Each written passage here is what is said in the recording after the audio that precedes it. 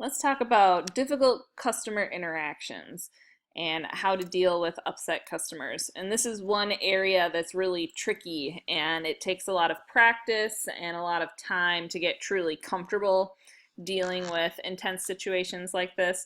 But there are some pieces of advice that can help you navigate a difficult customer interaction, and there are also some specific do's and don'ts for communicating and writing when dealing with a difficult customer interaction.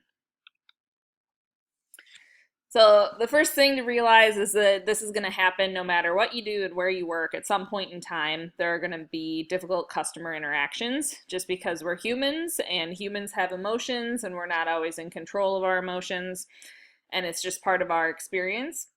But there are things that you can do to de-escalate situations and provide a better customer experience. And we're going to take a look at those here. So the first thing is this hostility curve. It's a philosophy of how to handle somebody who is behaving in a hostile manner, either verbally and or physically, depending on what type of workplace you work in. And basically it's trying to give you an idea of what you should be doing at different points of that person's hostile behavior. So this shows you the problem beginning, and usually what happens is the hostile customer will escalate, so they will become increasingly upset.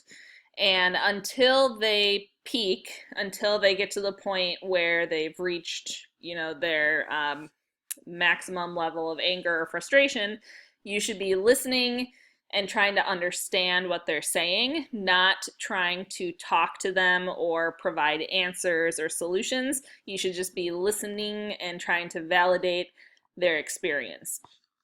Then after you're listening and validating their experience, they'll eventually peak and slow down. And when they start pausing and allowing points for you to pop in and interact with them, that is when you actually want to do supportive comments. So you want to recognize their frustration and their anger and then try to provide resolution for both of you that would help them cool down and eventually solve the problem. And there are certain things that you don't want to do during this cycle. So for example, you don't want to be trying to cut them off when they are starting to express their anger and frustration. You don't want to tell them to calm down. You don't want to tell them that they're behaving irrationally. Those are all just bad moves that will escalate the issue rather than get them to the point where you can actually offer solutions and information.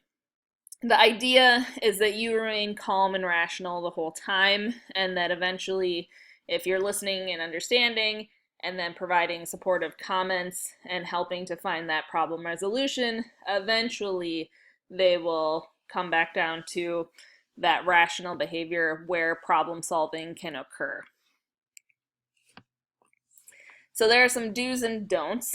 So do obviously understand the hostility curve. That hostility is not directed at you.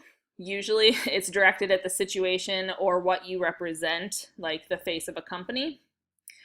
Do recognize that customers' anger is a legitimate thing. They can be angry for whatever reason, directly or indirectly related to the situation, but they have a right to their anger, and you can let them know that you understand it.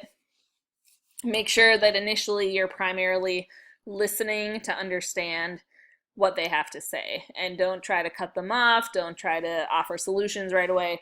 Make sure that they feel like they've fully described the situation, and make sure that you keep an open mind about who is wrong in any given situation or what should be done until you have a better understanding of the problem and potentially have investigated the issue.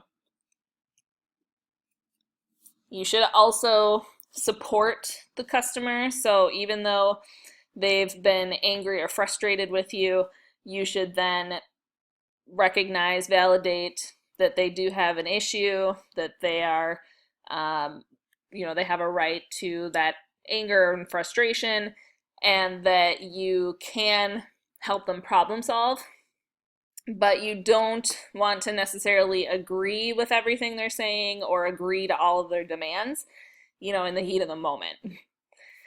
Apologize for the situation. I'm Minnesotan, so this comes naturally. I think we say sorry here on average probably 40 times a day. Not really sure why. But it is one thing to recognize their anger and frustration, and usually it costs you nothing to apologize for the situation, that you're sorry that this situation is happening.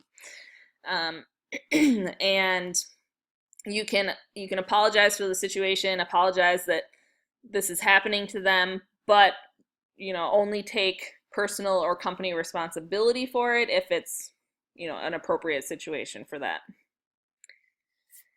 And then if you really can't handle the situation or you're becoming too upset, try to find someone else to handle the situation, because people with anger on both sides, frustration on both sides, just escalates the situation.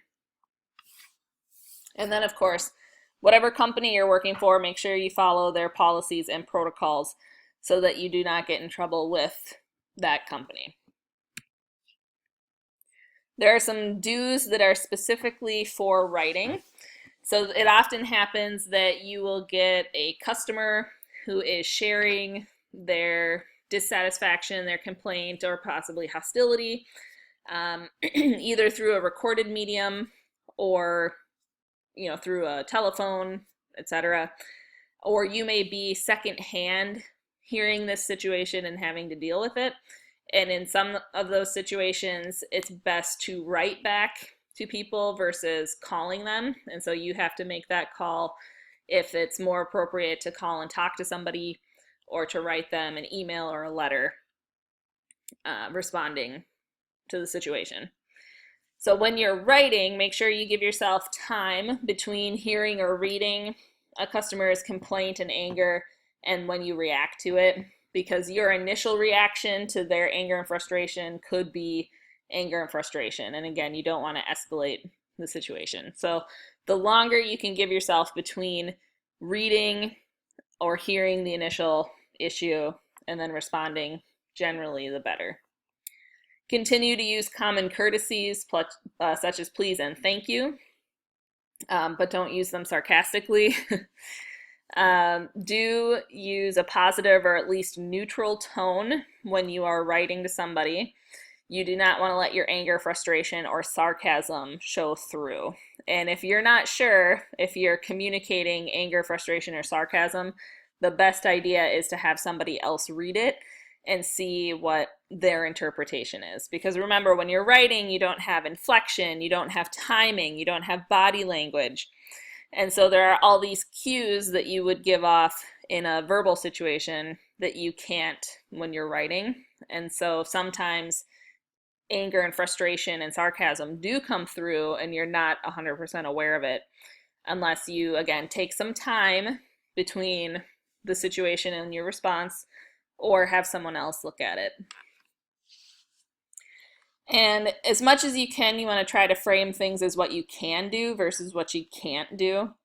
So for example, if they can't have something that they're asking for, you can always try to offer an alternative. So instead of just saying no, this is not possible, you can say, unfortunately, this isn't possible, but here's an alternative. Or you could give them a couple of alternatives and hope that one of them meets their expectations. And then make sure that you carefully revise and edit what you've written, because writing is forever. Writing is a record of exactly what was said, and it's easy for people to keep and bring it back later. So make sure that what you are writing is appropriate. You're saying what you need to say, what you want to say. And then there are some don'ts as well, things that you should not do when dealing with somebody who is hostile, angry, or extremely frustrated. So don't take someone's hostility personally. It's not about you, usually, unless it is something you specifically did. Usually the hostility is about the situation that they're in or expectations not being met. Don't deny a customer's anger or tell them to calm down. That is one of the worst things you can do. Don't refuse to listen to their anger or their reason for it. Again, sometimes just listening to them helps them feel validated and calms them down. Don't try to defend the company or the situation or yourself. So you don't want to answer somebody's anger and frustration with defensiveness, because then again, you're not listening. You are just reacting by trying to say, it's not us, it's not the situation, it's not me. And don't embarrass customers by pointing out their bad behavior, especially when they've calmed down, because that can bring it right back up. You also should make sure that if you have a serious incident and you need to talk about it and debrief with someone, that you find someone to talk about it. And this can really help. Just briefly talking with somebody about what happened can help you let go of your frustration or anger about the situation as well. But again, make sure you're sticking with company policy. Generally, if you can keep it within the company and somebody who it's appropriate to tell this to and that you trust, that's the best case situation. But always keep the people involved confidential. Don't ever try to intimidate, threaten, or name call, which is pretty obvious, right? Never raise your voice, physically crowd, or touch a customer. Don't carry on in a public area, either in person or online. So whenever possible, try to keep this out of the public view. So if it's happening in person, try to get them out of center stage so that they're not gathering a lot of attention and feeding off the interest of the crowd. And if it's happening via writing, try to keep it private so that it's not getting a lot of attention online. Don't take it to social media, even if you're blowing off steam, right? Because social media, people have trouble with this all the time. People find things on social media. It's a permanent record. Websites are caching posts so they can come back to haunt you. So it's better to just talk things out with somebody to debrief than to let your frustration and anger out on social media. And in most cases, it is best not to admit legal fault or responsibility. At some point, there may be legal fault or responsibility placed on the company, but it is not appropriate for individual employees to take responsibility for that or to admit fault. And specifically for writing, make sure that you choose a communication that fits the situation. So if it really would be best that you call the person and talk with them, it would be best to call the person. Or if you need to set up an in-person meeting, set up an in-person meeting. Otherwise, if writing is appropriate, a fine channel of communication, decide, is it something that a less formal email will take care of, or does it require a more formal letter? And keep in mind that the writing response is a little more one way, that it puts a lot more responsibility on the reader of the recipient of that email or letter to then come back and engage further in the discussion. So that is something to keep in mind, that it is a way to slow down the conversation or a point to try to get them to stop responding. Don't bury bad news. So if you have bad news to give, don't bury it, in the middle or at the end of a document. As soon as appropriate in the document, you want to bring it up and let them know. Don't make promises that you or the company can't keep, particularly if it's in writing, because that can be a written agreement that people can try to hold you to.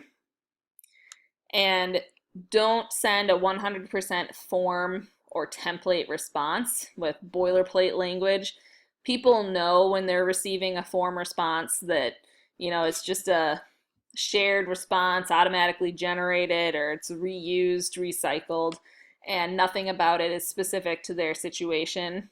And that can actually increase people's anger and frustration. Thanks for listening.